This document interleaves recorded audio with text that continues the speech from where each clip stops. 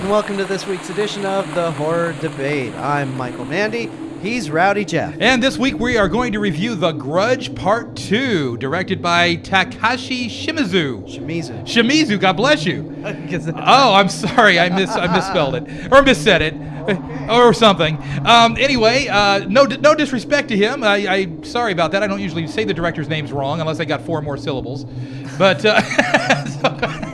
Or if they start out with M. Night. Yeah. Well, we just shorten that up to Shamalama Lama Lama, and, we're all good, right? Yeah, everyone knows that. Okay, so anyway. Back to The Grudge 2. The Grudge Part 2. Starring, for a whole, 4 minutes of screen time, Sarah Michelle Gellar. Why was she even called for this, man? To provide some sort of continuity. I've seen lunch dates last longer than her little soiree into this thing. I actually kind of like that. It was kind of like back when, Friday the 13th Part 2, you had Amy Steele at the beginning of the film, and she got killed off, just to give the audience a link to the first film to say, see, we remember the first film too. Right. And I do like the fact that Takashi Shimizu. Oh, but now you're going to missay it, and it's okay, right?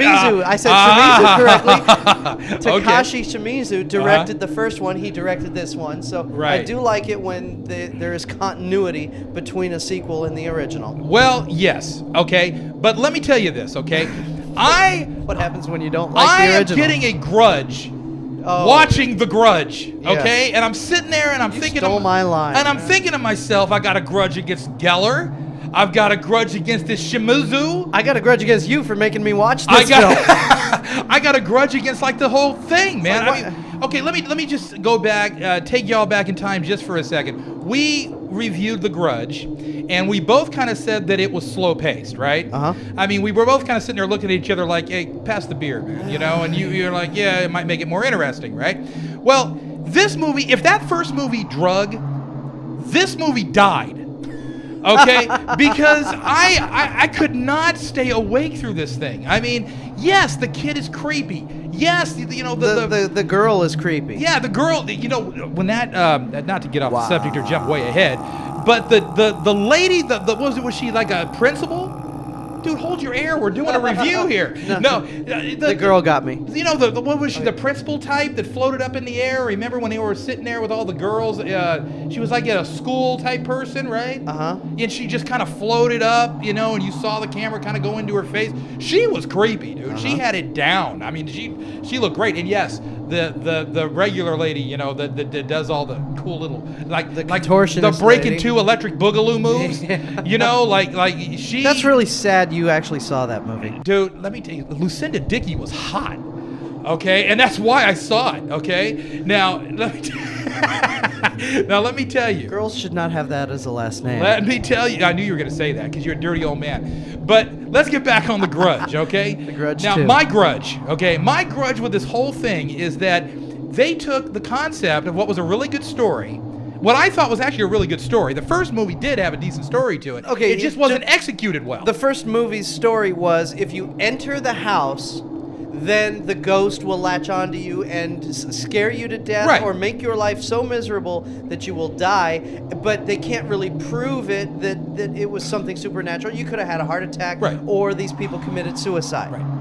But that was the plot of the first film. But how do you take something that is working and turn it 180 degrees upside on its head and try to make something that's just kind of like more, but not paced better, just more? Well, that's the whole point of a sequel. No. The point of a sequel, in my opinion, because I live by these unreachable values for these filmmakers, is to try to expand on what is already good with keeping the good, keyword being good, in the sequel. We didn't find much good in the first. But we found enough good. Okay. Yeah. We found enough good.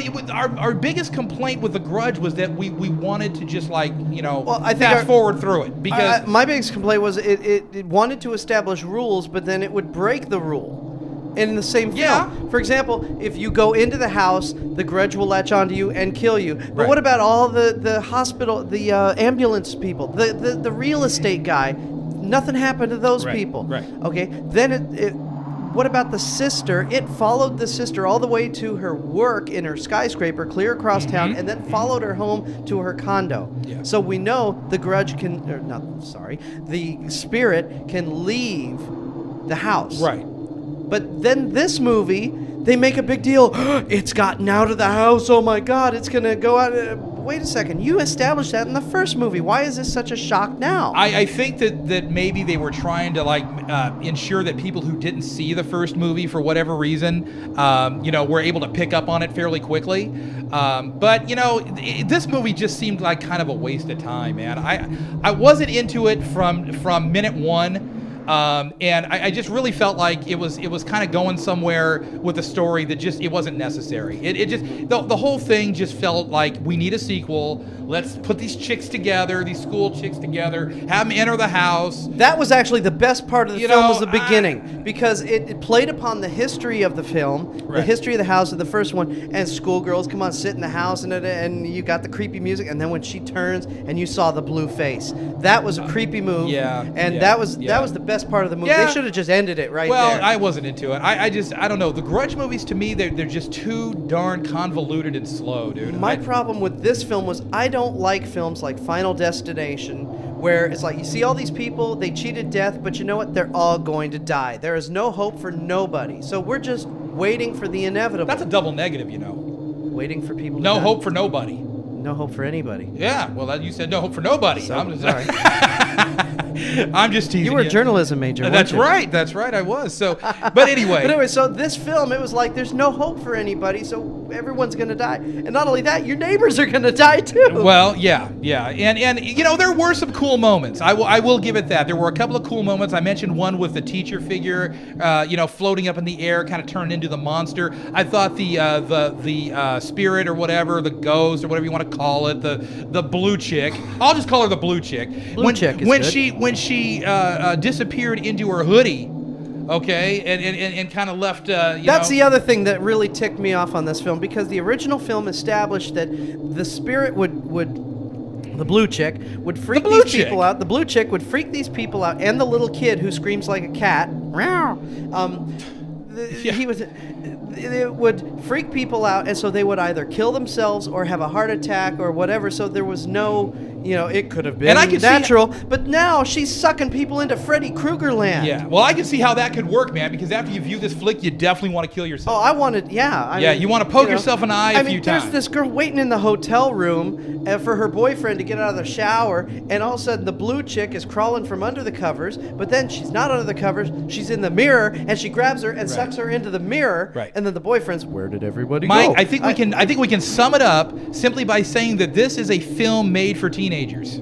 Yeah, a film where you don't think. You don't think. What if you think you're going to screw it up? Because it breaks its own rules. It makes no sense. That annoyed me. It makes no sense. And also, the boyfriend, I entered this house 3 years ago or 2 years ago. I'm a journalist and I remember your sister. Let's see her in the hospital. Nobody at the hospital except him speaks English. And yet when he says, let's go see the blue girl's mom who lives that's the blue chick. The blue chick's mom. Right. Way the heck out in Nowheresville on the outskirts of Tokyo, which is such a small place. No trains go near it or nothing. We got to take a bus or whatever. Right. She speaks English. Right. Makes no sense. No sense. No sense from as far as I'm concerned. Go ahead. And then the blue chick right away, bam, let's take mom out. We just saw mom for 3 seconds and bam, she's gone. But wait a sec, what about the Sarah Michelle's sister who's been wandering around through the whole film? Now let me say this. I did watch the extra stuff and yes, I wanted to stab myself more in the eye. So I sat there and I watched the extras on this disc.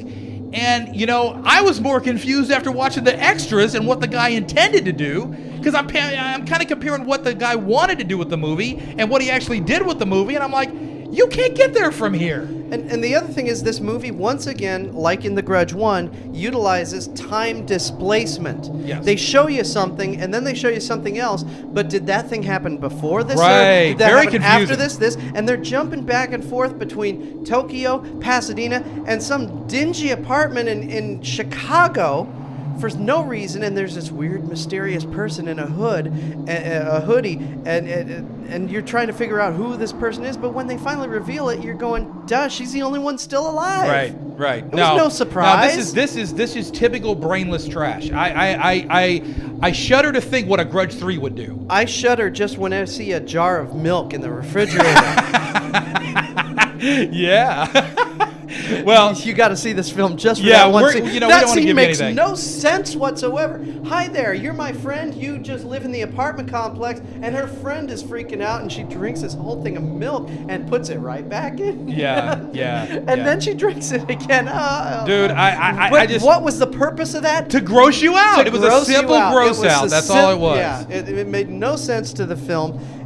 Why the Grudge is going after your neighbors, who at least the rule was if you saw something, then it would go after you. Well, this is a different kid, right?